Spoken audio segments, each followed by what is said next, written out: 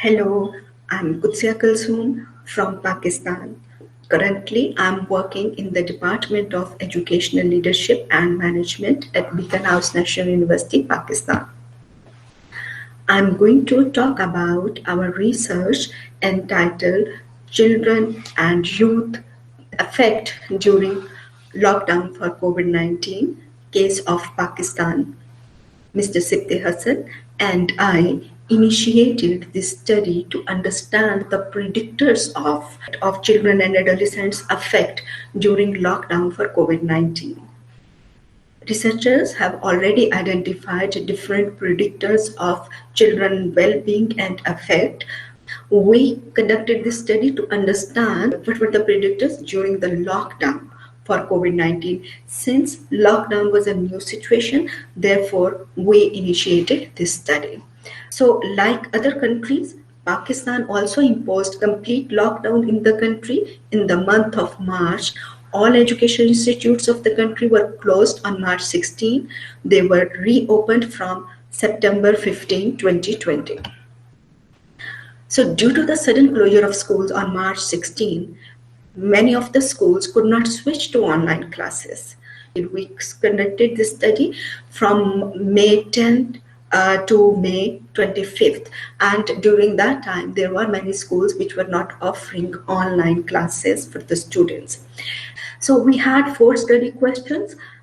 They are that how has COVID-19 impacted 10 to 18-year-old Pakistani students affect? How did the attitude of independent learning influence 10 to 18-year-old Pakistani students affect? Did gender and age of students serve as predictors of 10 to 18 years old students affect during the lockdown? So how did engagement in activities during the pandemic influence 10 to 18-year-old Pakistani students affect?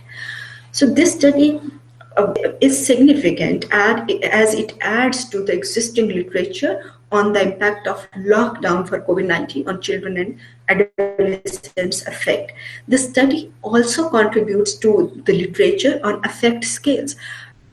So the framework for the current study was built around the concepts of affect, positive affect and negative affect, and disposition of independent learning or self-regulation. In literature, some researchers have used concepts of affect and well-being differently. Some researchers have used these two concepts interchangeably. So in the current study, we also use the concept of affect interchangeably with the concept of well-being. Similarly, some researchers have used the term independent learning and self-regulation interchangeably, while others have used it differently. In the current study, we use these two terms, independent learning and self-regulation, interchangeably. So, affect, what does the word affect mean? Affect refers to diffuse positive or negative mood states or dispositional tendencies to experience positive or negative feelings. Positive affect is the extent to which an individual experiences positive emotional states such as joy, interest, confidence, and alertness, whereas negative affect refers to the extent to which an individual experiences negative emotional states such as fear, sadness, anger, guilt, contempt, and disgust. Children's well-being and affect vary with age. Younger children have more positive affect. Similarly, personality is also a predictor of subjective well-being of adolescents and adults. People who are self-promoting show higher levels of satisfaction and happiness. They take stressful life events in a lesser negative way. Gender is still another predictor of affect. So researchers have found that girls show more negative affect as compared to boys. What does independent learning or self-regulated learning mean? It may be taken as personalized learning and ownership of learning. Self-regulation is a process by which individuals exercise their agency and develop their autonomy. Self-regulated learners are persistent, motivated, and manage their time effectively. They can set targets and engage in strategies to reach to the set targets. In the light of literature, we developed 4 study hypotheses. Hypothesis 1, the mean scores of 10 to 10 years students on the affect scale is less than 3. Positive effect of independent self-regulated students is more than the students who are not independent learners. So in the light of literature, we developed this second hypothesis. Third, the positive effect of boys is more than that of girls, as researchers have already established that girls show lesser positive effects, so we developed this hypothesis. The last hypothesis which we developed was the positive effect of younger students is higher than that of older students. In the current study, we applied sequential mixed method design. Initially, we approached 9 students, 5 girls and 4 boys, to participate in the qualitative phase of the study. In the quantitative phase, 189 students participated. We collected data through semi-structured short interviews and questionnaires. Questionnaire. Why did we develop a questionnaire? We developed this new questionnaire because COVID-19 was a new phenomenon. So we decided to develop a scale in the light of students' interview responses. The questionnaire had 9 Likert scale items based on feelings. There was 1 yes or no question, and there were 3 short questions. Initially, 9 students were interviewed through video call to know about their affect during the lockdown and the activities they were engaged in. Then we developed a questionnaire on Google Form. In the light of the students' responses during the interview, we developed a questionnaire. The questionnaire was pilot tested with 28 students. Reliability of the Likert scale items was determined by calculating Cronbach alpha values.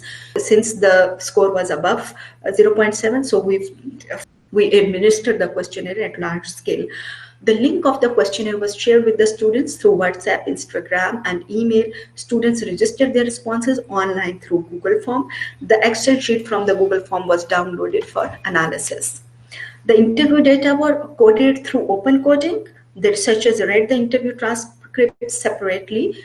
We coded the data, and then both of us, Mr. Siptyasen and I, compared our codes to reach on consensus. The quantitative data were analyzed through percentages, t-test, and ANOVA. Item number 1 and 8 on the questionnaire were based on negative feelings, so we followed the following key. Item number 9 was about positive effect, so we coded that item in reverse manner. Participation in the whole study was completely voluntary and anonymous. Participants were not required to share their emails or any other personal information on the Google Form. In the qualitative interviews, parents' permission was taken. Parents were asked to sit with their children during the interview. Interviews were conducted through video call. And if the parents wanted, they sat with their children.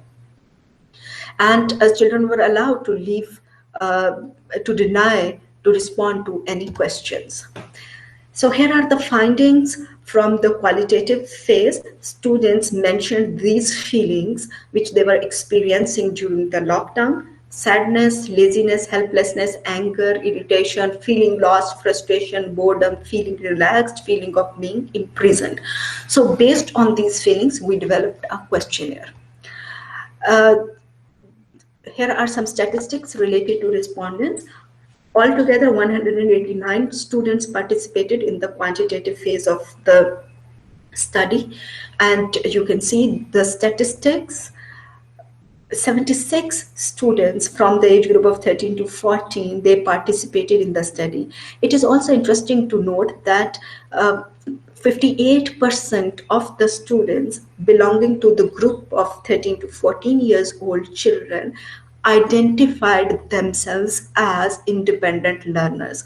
So it is very different from the percentages of other groups. So here are the mean scores on different items. There were 9 items. So you can see here the mean scores.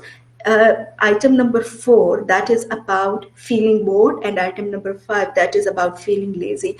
Students' mean scores were minimum on these 2 items. They felt too much lazy and bored. Interestingly, those students experienced negative affect, but their score on positive affect, that is item number 9, is considerably higher than others. So here are the results related to hypothesis testing. The hypothesis one, null hypothesis 1 was the mean scores of 10 to 18-year-old students on the affect scale are equal to the hypothetical mean value of 3. Actual mean score was 2.59, so it showed that students had considerably low affect. Hypothesis 2, that there is no difference in the mean scores of the 2 groups of students, independent learners and not independent learners, on the scale of affect. So we rejected this hypothesis because there was a difference between the mean scores of the 2 groups. M1 is the mean score of the students who identified themselves as independent learners. M2 is the mean score of the students who identified themselves as not independent or self-regulated learners. So null hypothesis 3, there is no difference in the mean scores of the female and male students on the scale of affect. M1 is for boys and M2 is for girls, and the t-value indicates that there is a difference in the affect of girls and boys. Boys showed relatively lesser negative affect as compared to girls. So we rejected this hypothesis. Null hypothesis 4, that there is no difference in the mean scores of the 10 to 12 year, 13 to 14 year, and 15 to 16 and 17 to 18-year-old students on the lockdown affect scale. And interestingly, the mean scores indicate that there is no difference in the mean scores based on the student's age. You cannot see a 16 to 18 years old student's mean scores. It is actually 2.47. So there are some other interesting findings, that 38% of the students who reported themselves as not independent learners took the lockdown as an opportunity to do something they were not able to do frequently before the lockdown. On the other hand, 84% of the 92 students who reported themselves as independent learners took the lockdown as an opportunity to do something they were not able to do frequently before the lockdown. So here are the findings of the summary of the findings. The lockdown for COVID-19 in Pakistan influenced 10 to 18-year-old students' affect, and the data indicates that there is no relationship between students' age and their affect during the lockdown for COVID-19. So the last finding is different from the findings shown by earlier researchers, because they had found that age is a predictor of students' affect. But under the lockdown situation, we can see that age didn't appear as a predictor of students' affect in the context of Pakistan. So here are 2 important conclusions which we drew from the study.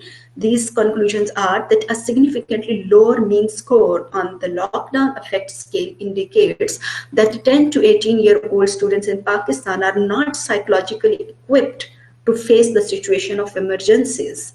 The study suggests that disaster and risk management should be included as compulsory elements in the school curriculum. The findings indicate a relationship between self-regulation and affect during COVID-19. So these findings suggest a revision in school curricula and teaching approaches to engage children in activities that can make them self-regulatory learners. Students should be taught some skills like instrument playing, stitching, gardening, or farming, and students should be engaged in positive activities, because these activities help them to manage their time. So in short, that our study has led to some important conclusions and had come up with some certain recommendations. Thank you very much. If you have any questions, please write them. I and Mr. Sipyasan, both of us would try to address. Thank you very much for listening.